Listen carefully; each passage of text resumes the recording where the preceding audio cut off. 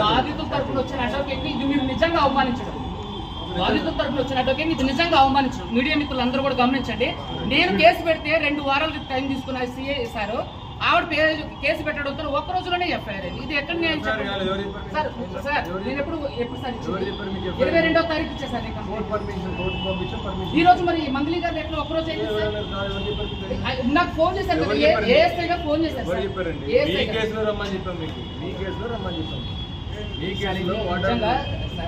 చాలా unfair sir. మేము కూడా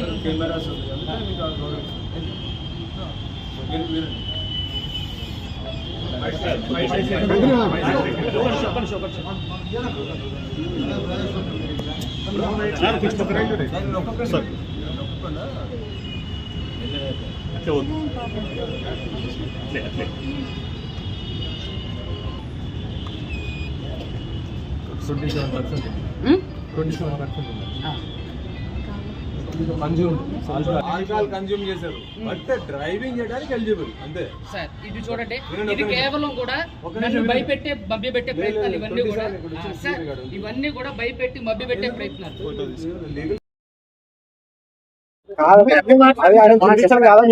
అన్ని కావాలని అడిగి సార్, మీరు సుబ్బు ఫిర్యాదు మీద ఎలాంటి చర్యలు తీసుకున్నారు, మంగళి ఫిర్యాదు మీద ఎలాంటి చర్యలు తీసుకున్నారు? ఇప్పటి వరకు జరిగింది ఏంటి? ఎవరైనా ఎవిడెన్స్ సమర్పించారా? సుబ్బారావు గారు వారం రోజుల క్రితం మాకు పోలీస్ స్టేషన్ లో కంప్లైంట్ ఇవ్వడం జరిగింది. కొంతమంది వ్యక్తులు అతన్ని బెదిరించారని చెప్పి, మధు తదితరులు బెదిరించారని చెప్పి, దాంట్లో మంగళి అని చెప్పేసి ఒక సెలబ్రిటీ వాళ్ళ తమ్ముడు ఉన్నారని చెప్పేసి దాంట్లో పర్టికులర్ గా ఆయన మెన్షన్ చేశారు. దాంట్లో బెదిరించారు, తర్వాత మమ్మల్ని తిట్టారని చెప్పేసి ఆయన కంప్లైంట్ ఇచ్చారు. ఆ కంప్లైంట్ అనేది నాన్ కాగ్నిజబుల్ ఇంగ్రీడియంట్స్ ఉండడం వల్ల మేము కోర్టు పర్మిషన్ తీసుకుని దాంట్లో కేసు రిజిస్ట్రేషన్ చేయడం జరిగింది. సో ఇప్పటి వరకు కేసు రిజిస్ట్రేషన్ అయిన తర్వాత అతని వరకు మాకు ఎటువంటి ఆధారాలు సమర్పించలేదు. దాంట్లో ఎవరెవరు ఆయన బెదిరించిన టైంలో ఉన్నటువంటి సాక్షులు కూడా ఎవరిని ప్రొడ్యూస్ చేయలేదు. దానికి సంబంధించి మేము కూడా మార్నింగ్ నుంచి కాల్ చేసాం. ఫోన్ కాల్స్కి అతను స్పందించలేదు. కాకపోతే నిన్న మంగళి గారు నిన్న వచ్చి కంప్లైంట్ ఇవ్వడం జరిగింది, సత్యావతి మంగళి. ఆ కంప్లైంట్ ఇచ్చిన దాని ప్రకారం కూడా మేము కంప్లైంట్ తీసుకొని దాని మీద లీగల్ ఒపీనియన్ కోసం పెట్టాం. అది సాటర్డే భయభ్రాంతులు గురి చేయడం కాదు. పోలీస్ స్టేషన్ అనేది పబ్లిక్ ప్లేస్. ఇక్కడికి ఒక డిసిప్లిన్ గా రావాల్సి ఉంటుంది. ఎక్కడైనా సరే పబ్లిక్ ప్లేస్ ఎక్కడైనా కూడా వేరే ఫిర్యాదుదారులు ఉంటారు, చాలా మంది ఇక్కడికి వస్తారు. కాబట్టి ఇక్కడ ఒక పద్ధతిగా రావడం జరుగుతుంది. మోరోవర్ ఇక్కడ అంతా పోలీస్ స్టేషన్ అనేది ఒక ఇంపార్టెంట్ ప్లేస్. ఇక్కడికి వచ్చేటప్పుడు మద్యం తాగి రాకూడదు అనేది ఎవరు చెప్పాల్సిన అవసరం లేదు.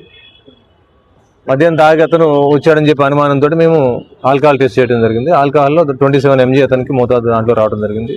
సో దాని మీద కూడా అతనికి చర్యలు తీసుకుంటాం. సుబ్బు కంప్లైంట్ ఇచ్చేటప్పుడు ఫిర్యాదు విట్నెస్ ఎప్పుడు సమర్పిస్తా అని చెప్పాడు సార్, ఎందుకు ఇవ్వలేకపోయారు? ఏమైనా తెలుసా? ఏమైనా అడిగారా మీరు? ఎఫ్ఐఆర్ రిజిస్ట్రేషన్ కాగానే ఇస్తా అని చెప్పేసి అన్నారు. సో మేము కూడా అదే అనుకున్నాం. ఇంతవరకు అతను ఇవ్వలేదు. మంగ్లీ ఇచ్చిన కంప్లైంట్ ఇచ్చారు. కంప్లైంట్ ఇచ్చిన తర్వాత దాని మీద మేము లీగల్ ఒపీనియన్ తీసుకొని ఏ విధంగా ప్రొసీడ్ కావాలని చెప్పేసి వెయిట్ చేస్తున్నాం. సుబ్బారావు ఆరోపణలకు సంబంధించి ఆర్థిక లావాదేవీలకు సంబంధించిన అంశం మాత్రం పంజాగుట్ట పోలీస్ స్టేషన్ తో ఎలాంటి సంబంధం లేదా?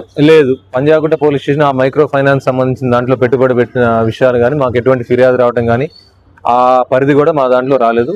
ఒకవేళ మాకు కనుక కంప్లైంట్ కానీ ఇస్తే కన్సర్న్ పోలీస్ స్టేషన్ దాన్ని ఫార్వర్డ్ చేయడం జరుగుతుంది.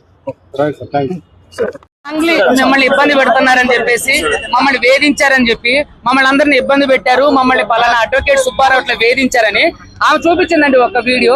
కనీసం ఒక్క వీడియోని మీడియాకి రిలీజ్ చేసిందా? ఇంతవరకు కూడా మేము ఎన్నో వీడియోలు రిలీజ్ చేసాం, ఎన్నో ఎవిడెన్సెస్ ఇచ్చాం.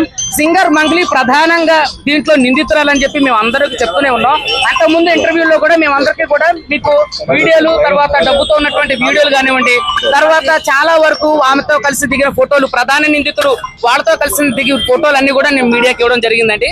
అదే విధంగా ఈ రోజు పంజాగుట్ట పిఎస్ లో బాధితులు కూడా మంగ్లీ మీద కేసు పెట్టడానికి వచ్చారండి. వచ్చినప్పుడు పోలీసులు ఏ విధంగా వ్యవహరించారో మీ అందరికీ తెలుసు. ఇది కావాలని పెద్ద ఎత్తున జరుగుతున్నటువంటి నెట్వర్క్ అండి. పోలీసులు కూడా ఇక్కడ నాకు అంటే సపోర్ట్ చేయకుండా మా ఏదో విచిత్రంగా drunk and drive alcohol test చేసి మరి లోపలికి పంపించడం, ఇలాంటివన్నీ కూడా చాలా అవమానకరంగా చేశారు. సో ఇక్కడ మీరు అందరూ చూస్తున్నారు, దీన్ని అంతా కేసుని పక్కదారి పట్టించాలని అడ్వకేట్ సుబ్బారావు ఎప్పుడు కూడా నీతిగా నిజాయితీగా ఎవరైతే బాధితులు ఉన్నారో వాళ్ళ పక్షానే నిలబడి పోరాటం చేస్తారో. మీరు మంగ్లీ గారు నాకు ఫోన్ లో సెంట్రల్ మినిస్టర్ పేరు చెప్పి బెదిరించారు, అయినా సరే నేను లొంగలేదు. ఒక ఎమ్మెల్యే తండ్రితో ఫోన్ చేసి బెదిరించారు, అయినా నేను లొంగలేదు. చూడండి, నాకు మంగ్లీ ఎన్నిసార్లు, కనీసం నేను మంగ్లీకి ఒక్కసారి కూడా ఫోన్ చేసింది లేదు, మంగ్లీతో నేను మాట్లాడింది లేదు. కానీ మంగ్లీ నాకు దాదాపుగా చూడండి 10 సంఖ్యలో కాల్స్ చేసింది. చూడండి, ఇది మీడియా మిత్రులందరికీ నేను చూపిస్తున్నాను. ఆ రోజే ఏది పూజారి నాగేశ్వర గారి ఇంట్లో నేను మొత్తం మాట్లాడాక మీరు క్వశ్చన్స్ చేయండి సార్. అయితే మీడియా పూజారి నాగేశ్వర గారి దగ్గర ఏదైతే మీటింగ్ జరిగిందో దాంట్లో నేను ఒప్పుకోలేదు.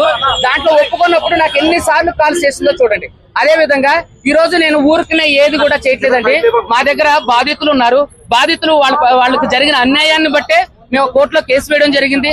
అదే విధంగా మంగ్లీకి ఆపోజిట్ లో నన్ను మంగ్లీ బెదిరించిన కేసు కూడా మన ఇదే పంజాగుట్ట పోలీస్ స్టేషన్ లో ఎఫ్ఐఆర్ చేయడం జరిగింది. అదే విధంగా ఎవరైతే బాధితులు ఉన్నారో వాళ్ళు కూడా చంపేస్తామని బెదిరించేది మంగ్లీ. సో వాళ్ళని కూడా ఈ రోజు పంజాగుట్ట పోలీస్ స్టేషన్ లో మేము పంజాగుట్ట పోలీస్ స్టేషన్ లో వాళ్ళ మీద కేసు వేస్తున్నాం.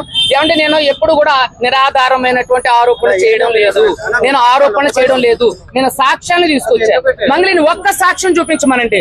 అడ్వకేట్ సుబ్బు బెదిరించింది అని అంటే ఏదైనా మాట్లాడితే నేను బంజారా బిడ్డని అదే నేను కులం కార్డుని వాడుతున్నారు. దయచేసి ఇది మంచి పద్ధతి కాదు.